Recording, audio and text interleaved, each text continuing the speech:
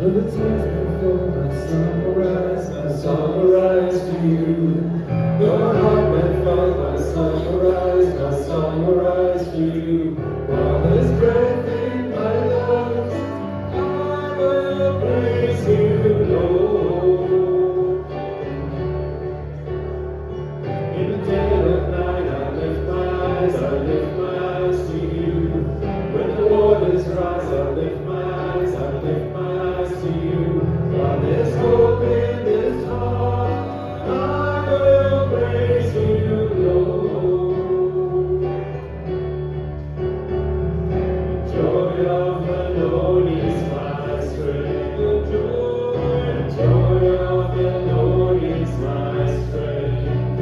In the darkness I'll dance, in the shadows I'll sing. The joy of the Lord is my strength. When I cannot see you with my eyes, let faith arise to you. When I cannot feel your hand in mine, let faith arise to you. God of mercy and love, I will praise you, Lord. When you shine with glory, Lord of light, I feel alive with you. In your presence now I come alive, I am alive with you. There is strength when I say, I will praise you, Lord. The joy of the Lord is my strength.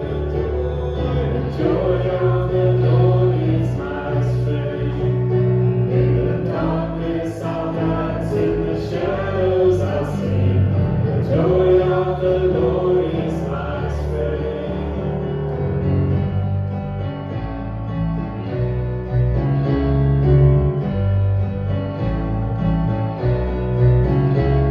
When sorrow comes my way, you are the shield around me. Always you remain, like courage in the fight. I hear you call my name. Jesus, I am coming, walking on the ways, reaching for your light.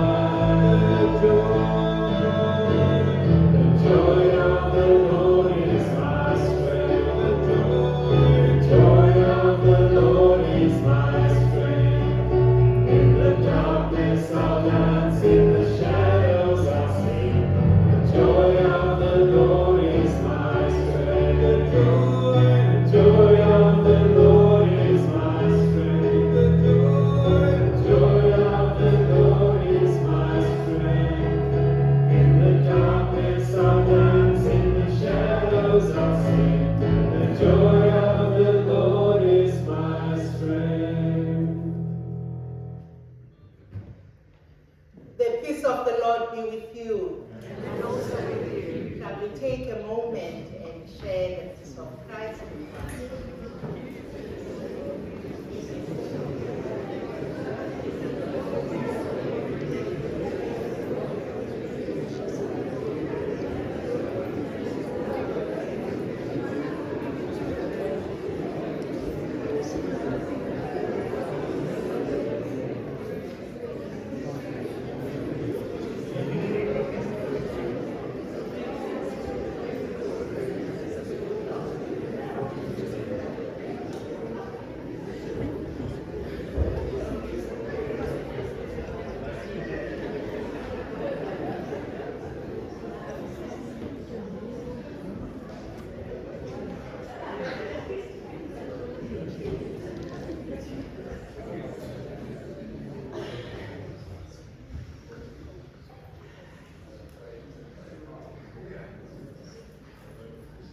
Friends, it is so good for us to gather together this morning in God's presence, seeking His light, His guidance, and His peace. In this Lenten season, we journey together through the wilderness, trusting that God meets us along the path and gently opens our eyes to see His grace at work in our lives. So wherever you find yourself this morning, know that you are welcome in the presence of God. And so, friends, let us prepare our hearts for worship as we turn to our call to worship. And our call to worship is inspired by Psalm 23. I'll be saying the words in black, and I invite you to say with me the words that are in red. Let us worship the God who satisfies our every need, the good shepherd who guides us to abundance and refreshment. The The Lord Lord is is our our shepherd. shepherd. We have everything we need. Let us praise the God who specializes in the restoration of the soul, who navigates our perfect path and is present with us in times of trouble. We will not fear, for the Lord is with us. Let us give thanks to our relentless God, who pursues us with goodness and mercy all the days of our lives. We worship God with grateful and trusting hearts. Let us now join together as we worship in song. The Lord is my shepherd. Should we stand together?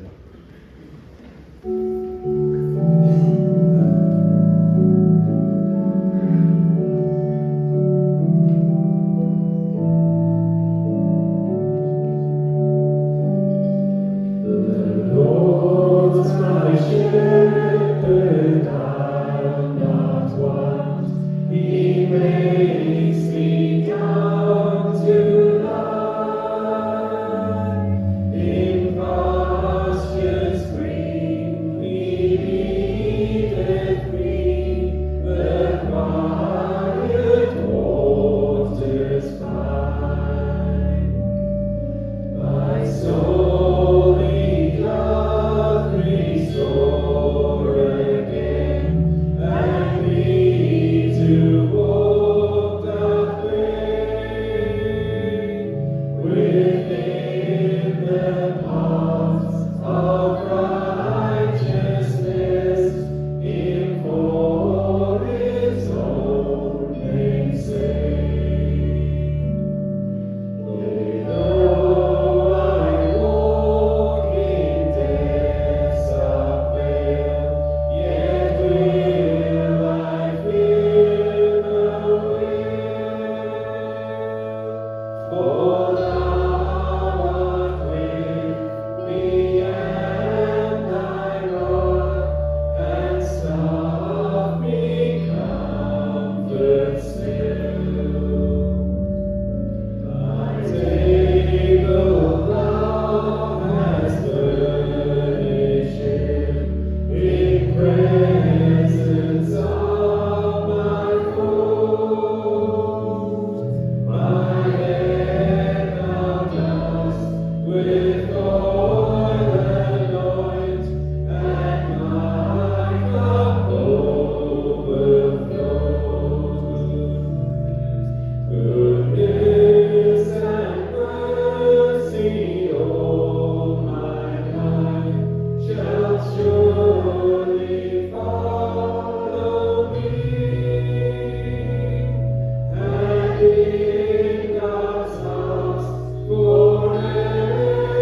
forevermore my dwelling place shall be. In God's house. And in God's house forevermore my dwelling place shall be.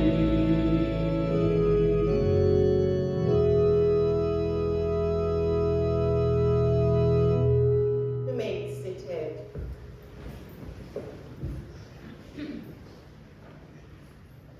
Come, let us pray. Gracious and loving God, we come before you this day with grateful hearts. You are the God who leads us beside still waters and restores our souls. You are the light that shines in the darkness, the shepherd who walks with us even through the wilderness. You are worthy of all praise, honor, and glory. And so we worship you. Yet, Lord, as we come into your presence, we are mindful that we do not always see clearly. There are times when fear clouds our vision, when pride closes our hearts, and when we turn away from your truth. Forgive us, Lord, we pray. Open our hearts to see ourselves honestly, and open our hearts to receive your mercy. Gracious God, we thank you that in Jesus Christ, you do not leave us in darkness. You come to us with healing and grace. You seek us, you restore us, and you lead us into new life. In him we hear again the good news that we are loved, forgiven, and made new. And so we thank you for your patient love, for your guiding presence, and for the gift of this community gathered in your name. As we worship today, open the eyes of our hearts to see your truth. Open our ears to hear your word, and lead us by your Spirit in the way of life. We offer this prayer in the name of Jesus Christ, who is our light and our salvation, and who taught us to pray. Our Father, who art in heaven, hallowed be thy name. Thy kingdom come, thy will be done, on earth as it is in heaven. Give us this day our daily bread, and forgive us our trespasses, as we forgive those who trespass against us. And lead us not into temptation, but deliver us from evil. For thine is the kingdom, the power, and the glory, forever and ever. Amen. We continue in this time of prayer as I invite Annabeth to lead us with the lighting of the candle of Peace, Justice, and Hope. Good morning, everyone. In February, I was in Gauteng for training.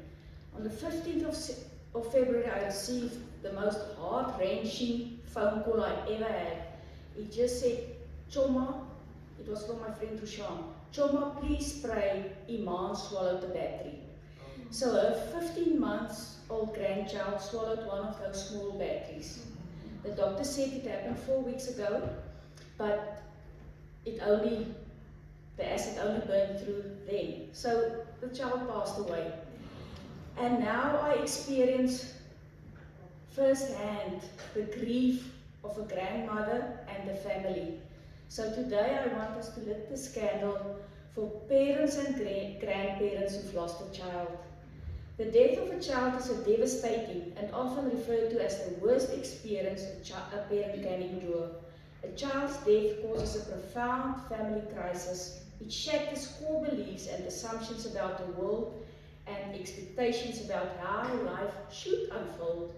The overwhelming suffering and intense emotion that floods the days, weeks, months, and years following the loss is called grief.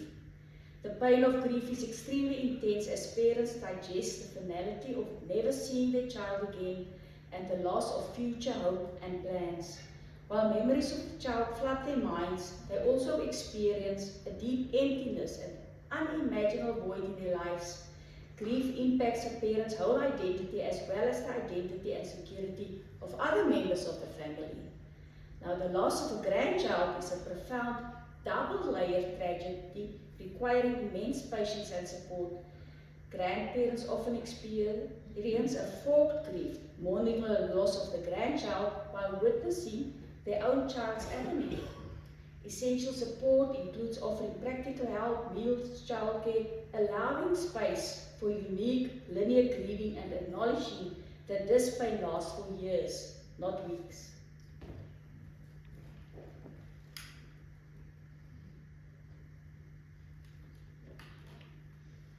Please pray with me. Dear Lord, we never expected to outlive our children. It's not right and it's not fair.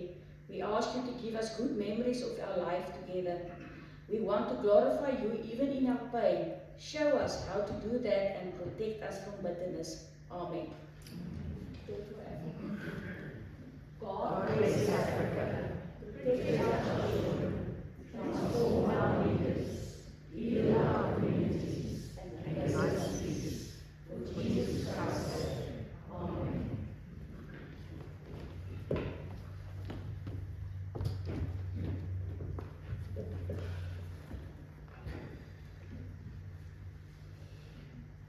Morning, everyone. As I start this, I would like to welcome everyone. God has got a very particular reason why He woke you up this morning and asked you to come to the service. There's no coincidences. He has stuff to say to you. So listen for that still small voice that I know He's going to. Are there any visitors, people that haven't been here before, who would like to welcome you? Oh, lovely. Okay.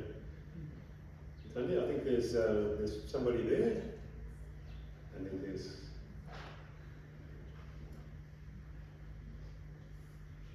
We just want to give you a little gift to say welcome, and hope you enjoy the service.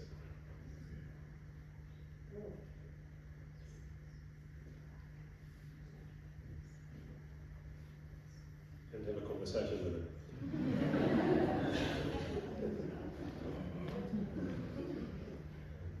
Tandy, one more there.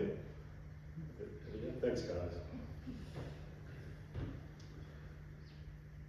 And now, while we welcoming people, can I just give you a couple of pieces of news from this corner of God's kingdom, where He is working, and we can see where He's working, which is absolutely amazing. So, the first one is for the Easter appeal.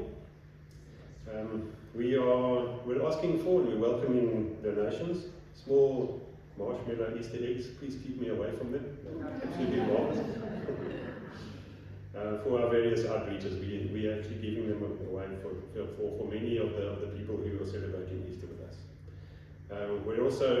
We need to replenish our pantry cupboard. We want to ask for, if you can, bring to the office non-perishable food items. And if you can help, that would be really appreciated. Then this evening, you'll know that we started a Sunday evening service. It is quite different in that it's much more informal, and it is really just to be able to get into God's presence so that we can approach the week in the right way. And we're calling it Sunday Evening Reflections, which is actually a lovely way of really just being able to listen to the Word and then to discuss with one another as we are there. So we are downstairs in the lounge, and you're absolutely welcome to come and join us. Lots of coffee. You can get up and have as much coffee as you like. That's an interesting part of the service. Upcoming services.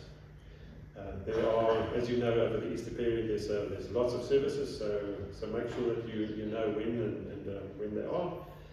So coming up Palm Sunday on the 29th of March, then of course Holy Week after that, every day from Monday the 30th all the way to Thursday the 2nd, and with Maundy's Thursday on the 2nd, which is always a deep and moving celebration.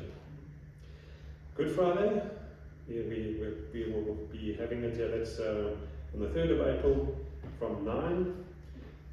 And then, of course, on the Sunday, the Easter Sunday, we have, which is always beautiful, the sunrise service. For some reason, it's always the coldest day of the year. Don't be misled by this heat that we have now.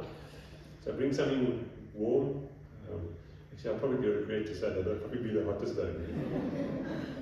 Easter sunrise service, 6:30 a.m. And then we have an Easter morning service at 9. So you can choose which one you'd like to do. You heard Annabeth's moving story about grief. We actually have a grief share course that's coming up, which will help us that have actually been through loss in our lives.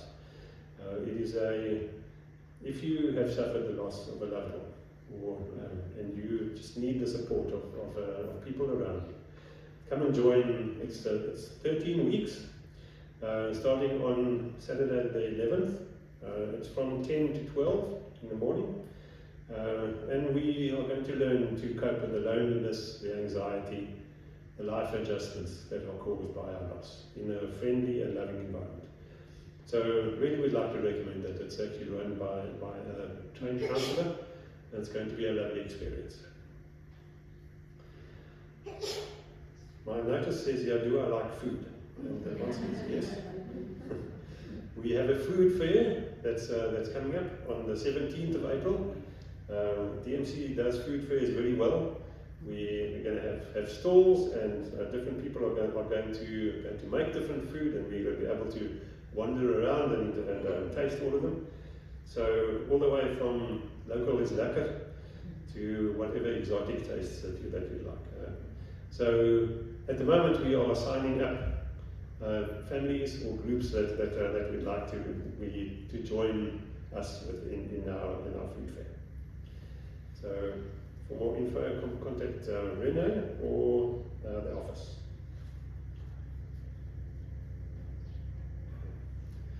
So I was really moved. What was it, about 3 weeks ago, I think. Elaine stood up here and then asked everyone that was around when we had moved from Fairmont High School to this building. And I was absolutely astounded by a number of people that had put their hands up. It was a reminder of how much of a deep and meaningful history we have in this place. We're actually making sure that we record all of that history, and we have you've probably heard of the DMC History Project, because I think that if we stand on our history, then we can go forward beautifully. We know who we are, where we came from, why God put us here next to the race course, and we know that He has a place for us, and He has His kingdom is going to move forward from this place. And so we have a number of people that are working on the DMC History Project. What we'd really like to do is we need to make sure that we have deliverables that get shown to you at regular intervals. So we're looking for somebody to project manage this. I know we have a number of project managers that are in our midst. So if you'd like to, and if you feel led, please come and lead that project just so we actually have things that we can see. We're also looking for somebody that is a videographer, somebody that knows about how to make videos and do all sorts of interviews with people, so that we can actually make this come alive. So History Project, I think, is going to be an awesome thing. There is lots of stuff happening. There's a Women in Christ High Tea coming up on the 16th of May. That's always a really lovely event. Then, if you feel during the service, because sometimes there's a really profound moments that happen in the service, and God touches your heart, then don't just leave here. You're quite welcome to come and pray at the rail after the service if you'd like, or you can actually go to the chapel.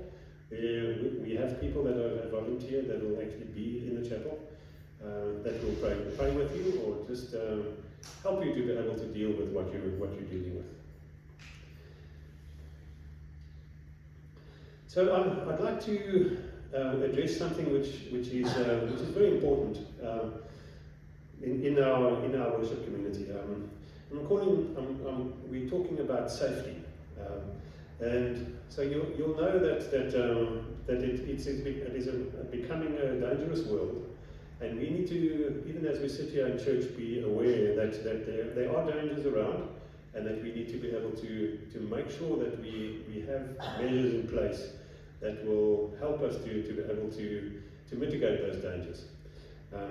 So really, the reason for this is that we are committed to being a place where everyone can worship and everyone can gather with peace of mind. And so we have a number of volunteers that have volunteered to be, let's call them marshals in our services. So you know that there are stewards which do all sorts of duties, but especially we're looking for people that are doing, for example, fire marshals and evacuation marshals, that kind of thing. So it's really important that we know what we're going to do. And so for your awareness, a couple of things to tell you. There's always a society steward on duty that really is kind of behind the scenes running the safety of the congregation. You'll know that Patrick, our car guard, is on duty looking after your cars outside, and we are really appreciative of his services. I don't know if you know this, but we have this lovely security gate that goes across our main entrance. We actually are locking that during the service. We do have people that look to see if somebody wants to get in, but it's really important that you know that we are safely gathered here, that nobody can get in here. We also have panic buttons, and there are various panic buttons in various places. So one at the back there where the stewards usually sit. There's one that's there where the sound and the data people are, and we have armed response on standby, just to know so that you if there is a problem that we would be able to deal with it. So we're also talking about medical issues. We're talking about a number of things which can happen when a large number of us get together.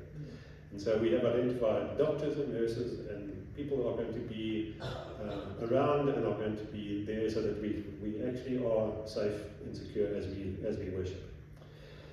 One of the things that we do need to just gently encourage, let's ask at that, is just be careful with bringing cash, bringing big handbags, mobile phones, those things which you know are targets. So put them away. I think what we're going to do is we're also encouraging to reduce the amount of cash on the premises. If you can, and this is not a you must. This is, if you can, please use the electronic funds transfer using our banking details. Or you'll know we have SnapScan. What that does is that immediately the cash is not here, it's actually in the bank account. So it actually helps. But we do recognize that for some people cash is the only practical option. And so that's not our intention to remove that as an option, a means of giving. But don't flash it around, put it in your pocket.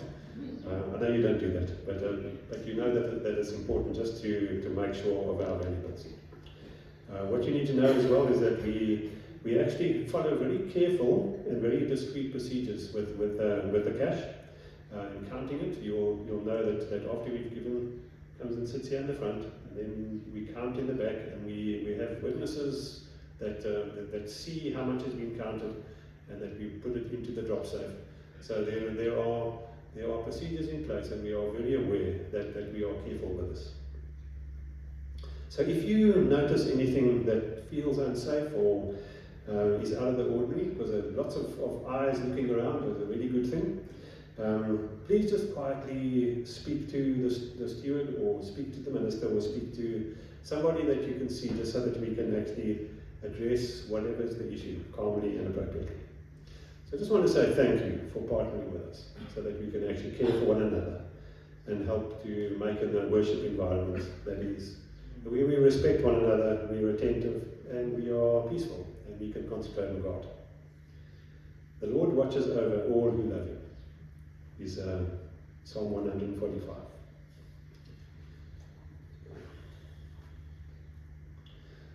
Last one, birthdays. So the number of people whose birthdays we'll celebrate in the upcoming week. So absolutely wish them a happy birthday, and may God bless you and keep you in the year to come. I think that's all. Anybody want to announce anything else?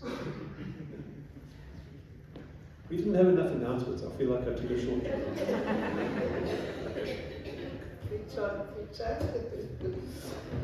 Thank you. And friends, let's continue with our worship as we sing together Amazing Grace. We stand.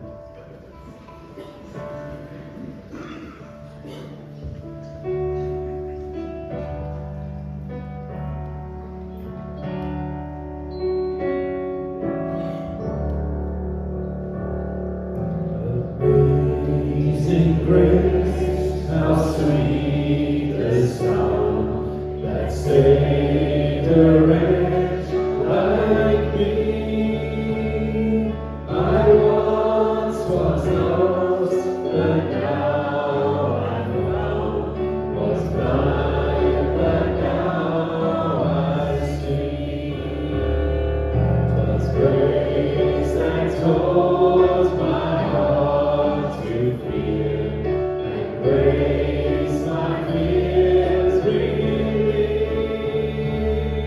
How precious did that grace appear, the hour I first believed. My chains are gone, I've been set free. My God, my Savior, has ransomed me. And like the flood, His mercy reigns, unending love, amazing grace. My chains are gone, I've been set free. My God, my Savior, has ransomed me. And like the flood, His mercy reigns, unending love, amazing grace. The Lord has promised good to me. His word my hope secures.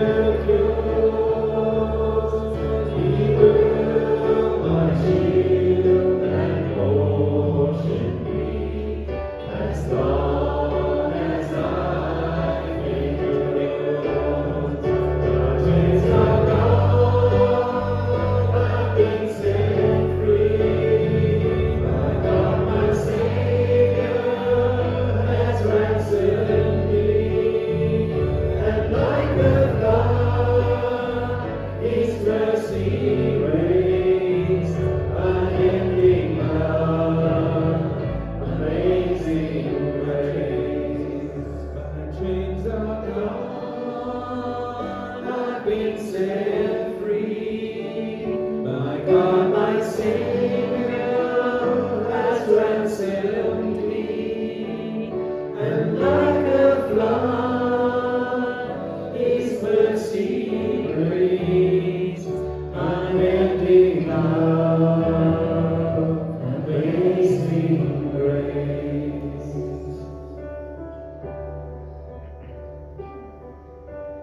It shall soon dissolve like snow, the sun forbade to shine, but God who called me here below will be forever mine, will be forever mine, will be forever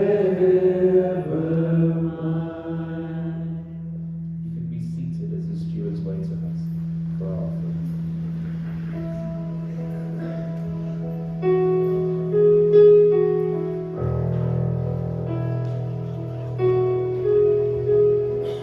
I've heard 1,000 stories of what they think you're like, but I've heard the tender whisper of love in the dead of night, and you tell me that you're pleased and that I'm never alone. You're a good, good Father.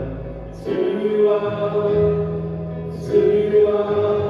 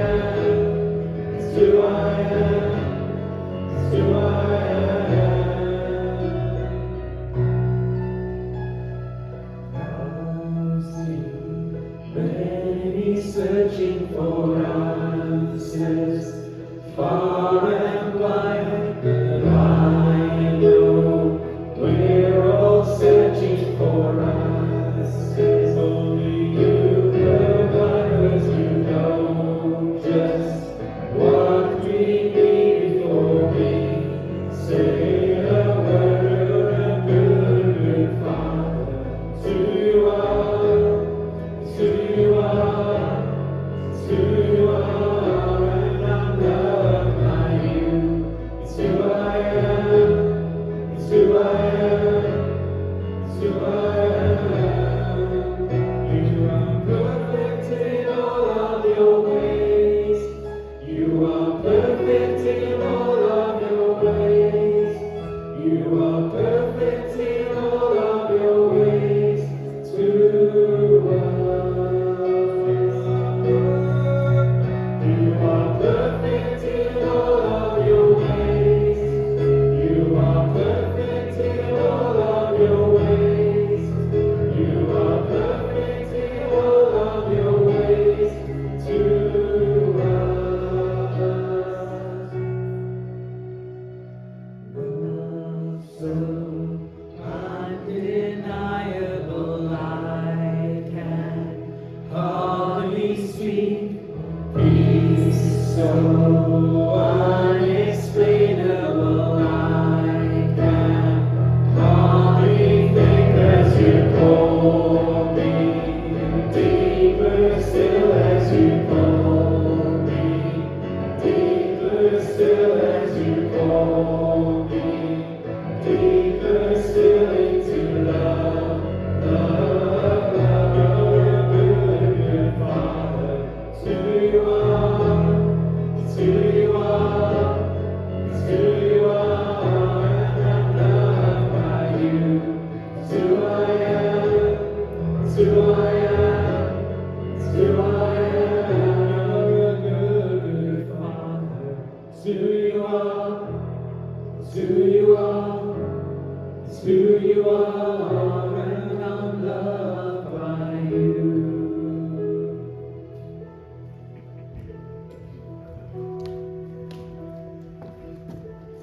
Let us pray. Gracious God, we give you thanks and glory that you are our God and that you have given us so many ways of expressing ourselves. At this time, we come to you with these humble gifts of money. Indeed, we are saying to you, you are a good, good Father.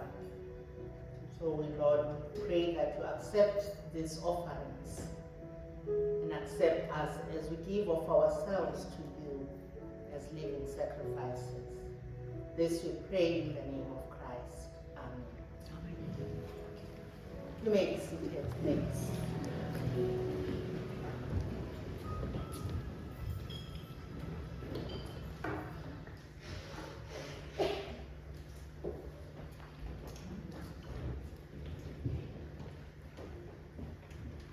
Friends, our reading for this morning comes from the Gospel of John, chapter 9. It's quite a long reading, but it's important that we hear all what is said there. We'll read verses 1 to 13 and verses 28 to 38. And as we prepare to listen,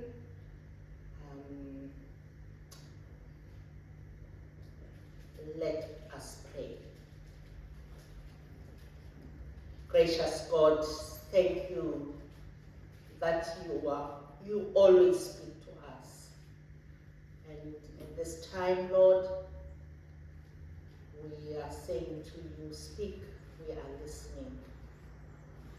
And at this time, gracious God, we are saying to you, we long to hear what you say to us, because we know that your word nourishes us, your word comforts us, your word encourages us. always reminds us that you are love. So as Noni ministers to us, we pray blessings upon her. And we pray, Lord, that as we listen to God together, that you may guide our thoughts, and that at the end of it all, we may leave this place saying, we heard you speak to us. Thank you, Lord. This we pray in the name of Christ. Amen.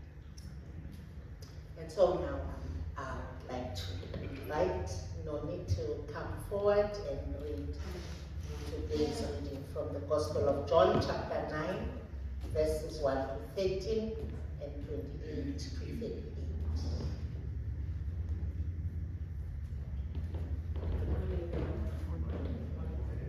As he went along, he saw a man blind from birth. His disciples asked him, "Rabbi, who sinned, this man or his parents, that he was born blind?" "Neither this man nor his parents sinned," said Jesus, "but this happened so that the work of God might be displayed in his life. As long as it is day, we must do the work of him who sent me. Night is coming when no one can work. While I am in the world, I am the light of the world."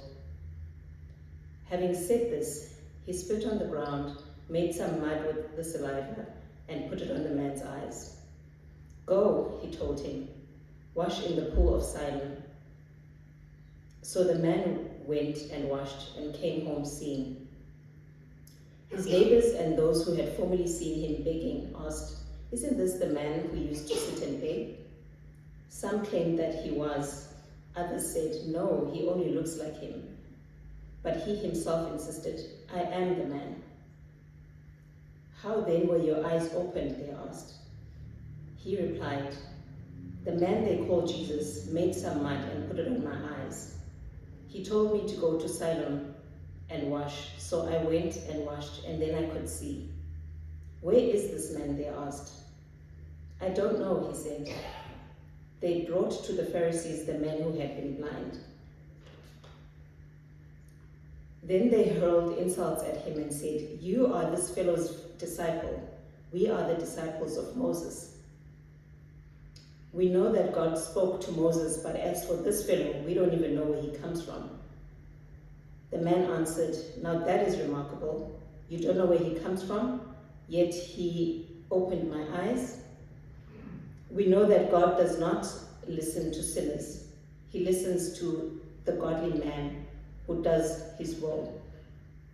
Nobody has ever heard of opening the eyes of a man born blind. If this man were not from God, he could do nothing." To this they replied, "You were steeped in sin at birth. How dare you lecture us?" And they threw him out. Jesus heard that they had thrown him out, and when he found him, he said, "Do you believe in the Son of Man?" "Who is he, sir?" the man asked. "Tell me, so that I may believe in him." Jesus said, "You have now seen him. In fact, he is the one speaking with you." Then the man said, "Lord, I believe," and he worshipped him. Hear the word of the Lord. Thanks be to God. Amen. Thank you.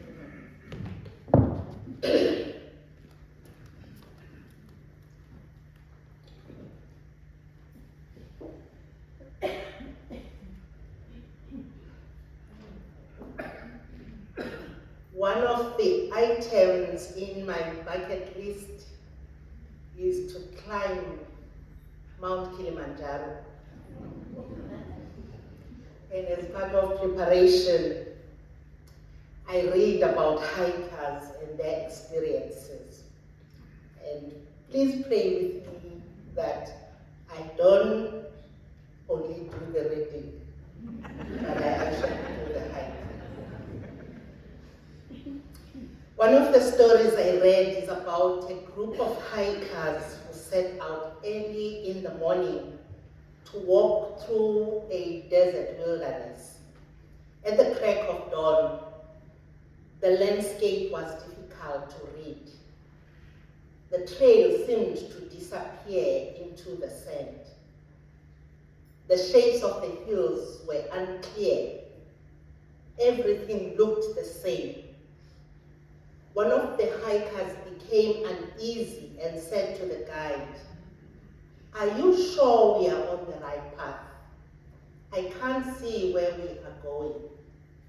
The guide smiled and said, "You don't need to see the whole path. Just keep your eyes on the next marker." Slowly, as the sun rose, the landscape began to change. Shadows lifted. The hills became clearer. What had felt confusing began to make sense. Often our lives are like that wilderness journey. We long to see the whole path ahead, but life rarely works that way.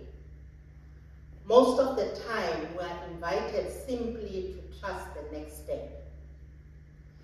In our text, Jesus encounters a man who has never seen the world, as he has lived his entire life in darkness. Yet through his encounter with Jesus, not only are his eyes opened, his understanding begins to open as well.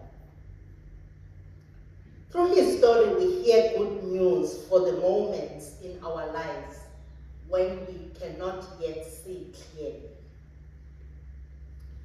The good news is, when we can see, God is still at work. When the disciples noticed the blind man, they asked a question that reflects the thinking of their time. Who sinned, this man or his parents, that he was born blind? They're searching for a reason, for someone to blame. But Jesus refuses that way of thinking, and instead he says, neither this man nor his parents sinned, but this happened so that the works of God might be revealed in him. Jesus shifts the question. Instead of asking who is responsible, he asks what God might reveal. And this shift matters, because when life becomes difficult, when illness comes, when grief enters, when circumstances change, we often search for explanations. Yet faith does not always give us neat answers.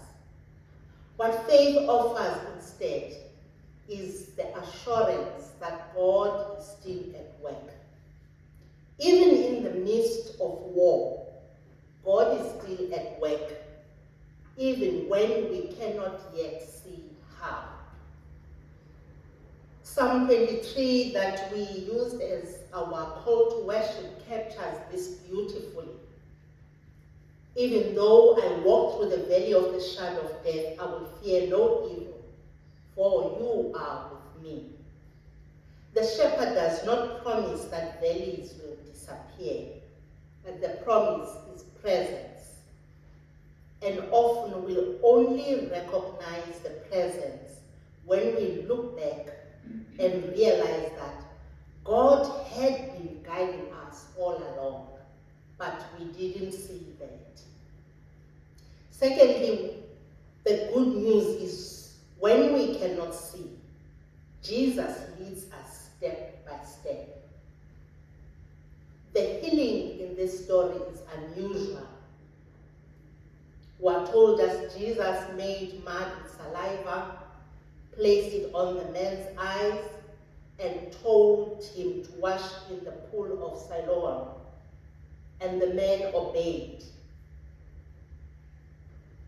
And he came back able to see.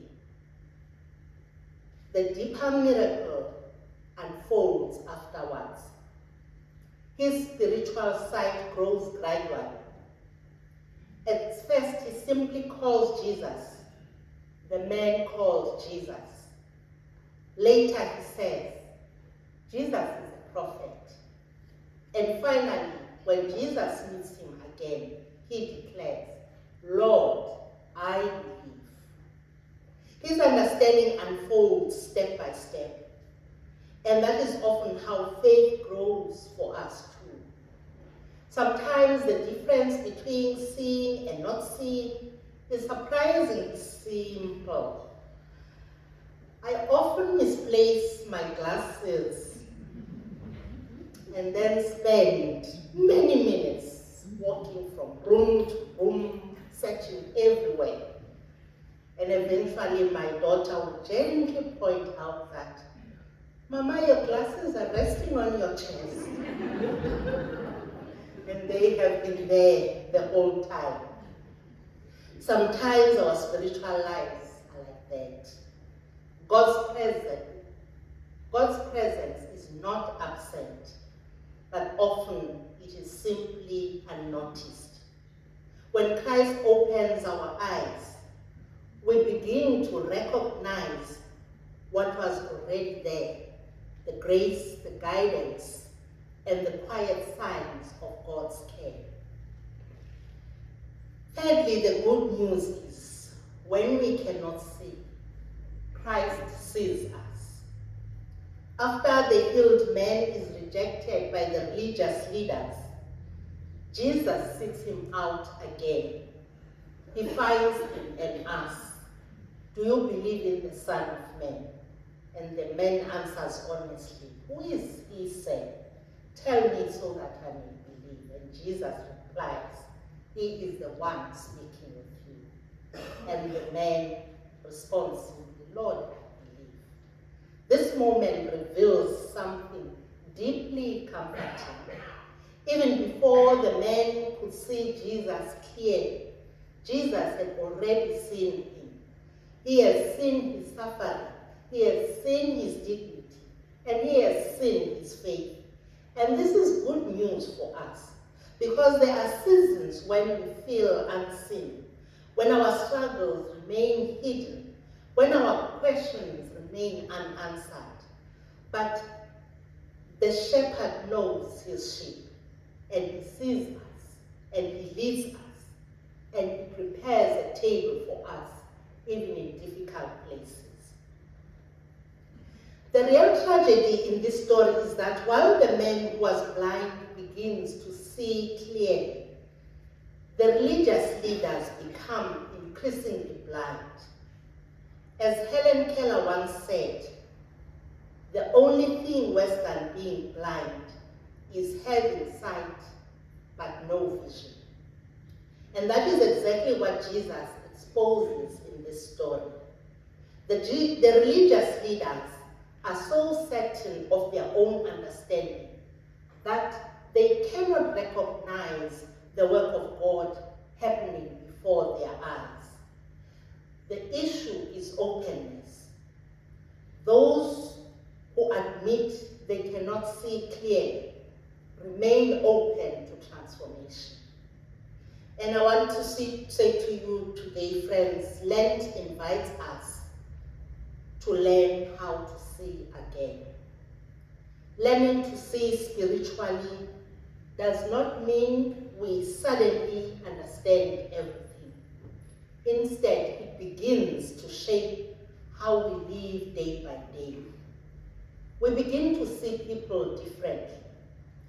And one of the signs that Christ is opening our eyes is that we begin to see the dignity of others more clearly. We notice the person others ignore. We recognize the humanity of those who are different from us. We begin to see people not through labels or assumptions, but through the compassion of Christ. So perhaps one of the Lenten questions we can carry with us this week is, whom might I be failing to see? And how might Christ be inviting me to see differently, to see them differently? We also begin to see God's quiet work around us. We notice the small signs of grace, the kindness that is offered, the strength that appears in difficult moments, the communities that are caring for one another. We begin to see hope even in troubled times. In a world where war and suffering dominate the headlines, spiritual sight allows us to recognize that darkness never has the final word. The light of Christ continues to shine in acts of courage, of compassion and peace, even in this environment. And we begin to see our own lives differently. Instead of asking only, why is this happening? We begin to ask a new question. How might God be at work here? That shift does not remove the wilderness, but it reminds us that the shepherd is walking with us through it. So friend, Lent invites us to allow Christ to reshape our vision. Because, as Thomas Merton reminds us, we do not see things as they are. We see things as we are. When Christ changes our hearts, we begin to see the world differently. So perhaps the prayer we carry into the coming week is simple. Lord, open my eyes. Open our eyes to see your presence. Open our eyes to your work in the world. Open our eyes to the quiet signs of hope around us. So when the road ahead feels unclear, when the horizon is hidden, always remember this good news. When we cannot see the way, Christ does, and he walks it with us. Amen.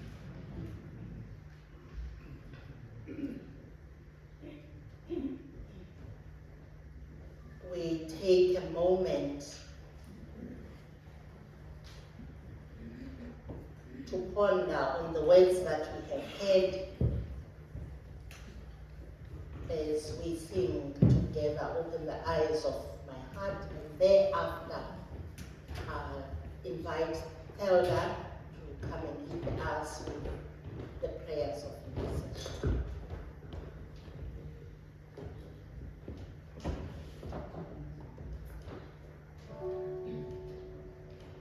Open the eyes of my heart, Lord. Open the eyes of my heart. I want to see you. I want to see you. Open the eyes of my heart, Lord. Open the eyes of my heart. I want to see you. I want to see you high and lifted up, shining in the light of your glory. Pour out your power and love as we sing, holy, holy, holy. I want to see you. Open the eyes of my heart, Lord. Open the eyes of my heart. I want to see you. I want to see you. I want to see you. To see you high. To see you high, lifted up, shining in the light of your glory. Pour out your power and love as we sing, holy, holy, holy. Sing, holy, holy, holy. Holy, holy, holy. Holy, holy, holy. Holy, holy,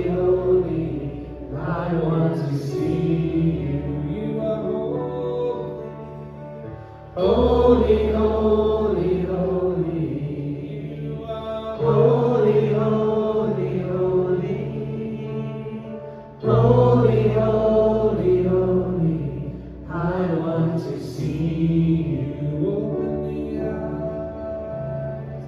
Open the eyes of my heart, Lord.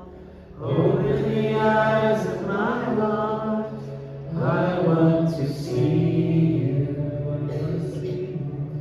I want to see you. Open the eyes of my heart, Lord. Open the eyes of my heart. I want to see you. I want to see you. I want to see you.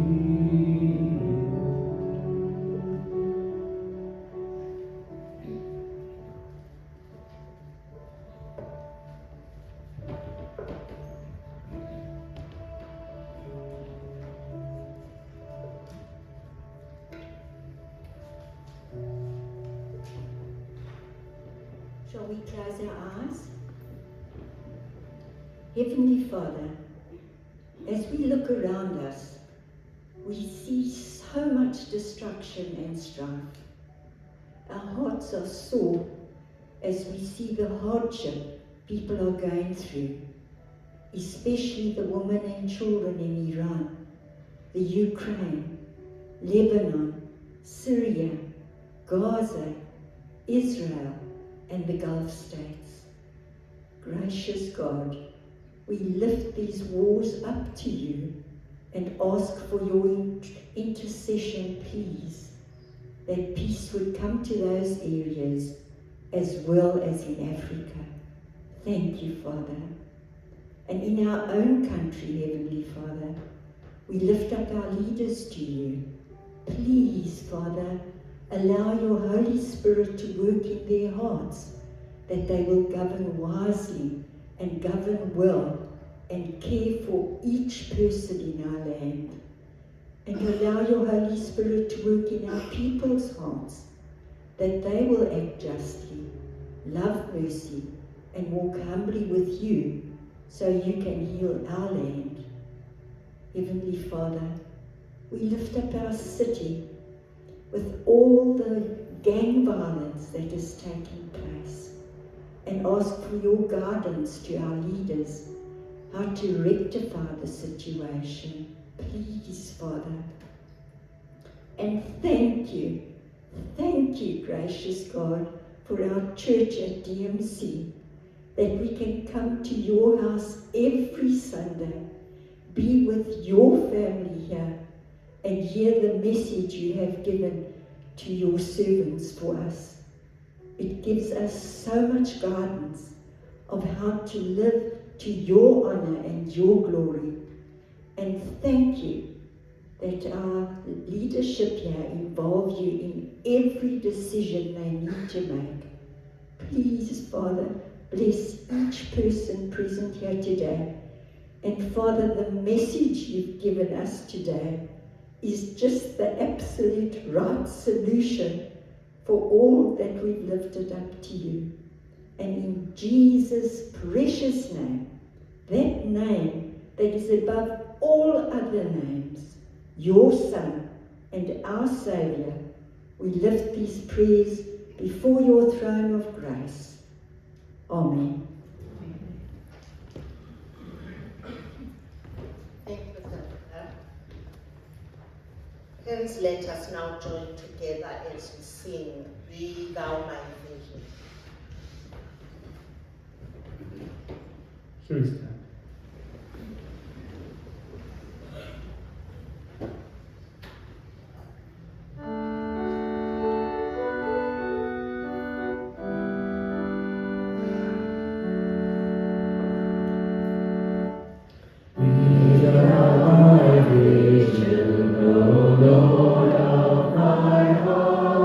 Be all else but naught to me, save that thou art. Be thou my best thought in the day and the night, both waking and sleeping, thy presence, my light. Be thou my wisdom, be thou my true word, be thou ever with me, and I with thee, Lord. Be thou my great Father, and I thy true Son. Be thou in me dwelling, and I with thee one. Riches I need not, no man's empty praise. Be thou mine inheritance now and always. Be thou and thou only the first in my heart. O sovereign of heaven, my treasure thou art. My King of heaven's bright sun, oh, grant me its joys after victory is won. Great heart of my own heart, whatever befall, still be thou my vision, O ruler of all. Great heart of my own heart, whatever befall, still be thou my vision, O ruler of all.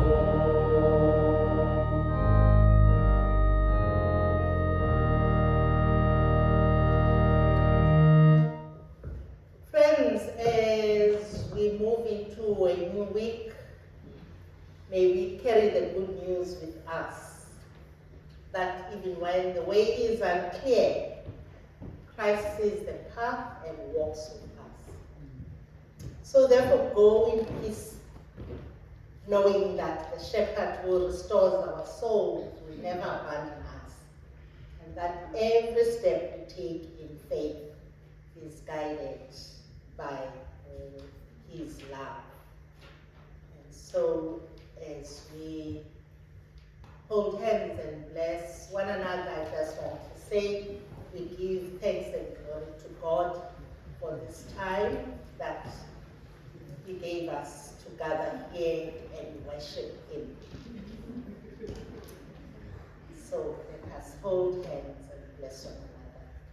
Now, may the grace of our Lord Jesus Christ, the love of God, and the fellowship of the Holy Spirit be with us all, now and forevermore. Amen.